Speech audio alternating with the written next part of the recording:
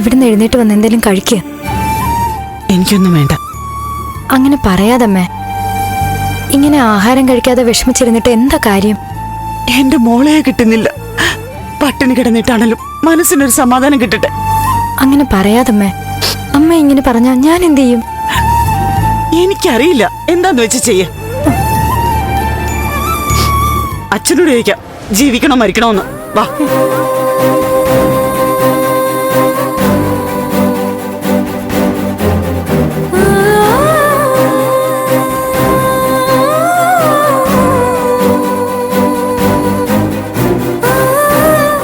മാത്രേട്ടാ, മതിയായി എനിക്ക്.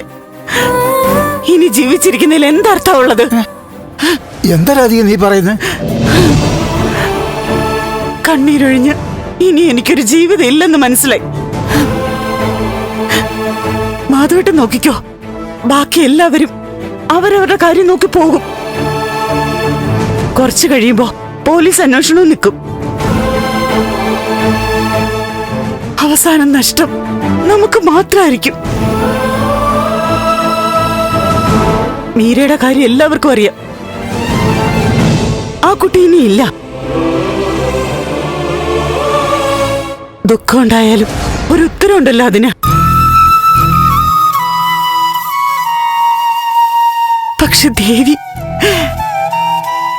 ഇതെവിടെയാ? മരിച്ചോ അതോ ഉണ്ടെങ്കിൽ തന്നെ എവിടെയാ?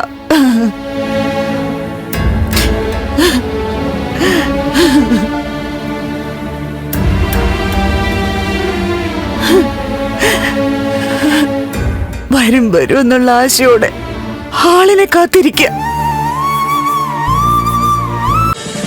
ഫ്ലവേഴ്സ് ഒരുക്കുന്ന കാഴ്ച വസന്തം യൂട്യൂബിൽ പ്രേക്ഷകർക്ക് ലൈവായി കാണാം. ഫ്ലവേഴ്സ് കോമഡിയിൽ ജോയിൻ ചെയ്യൂ, ആസ്വദിക്കൂ.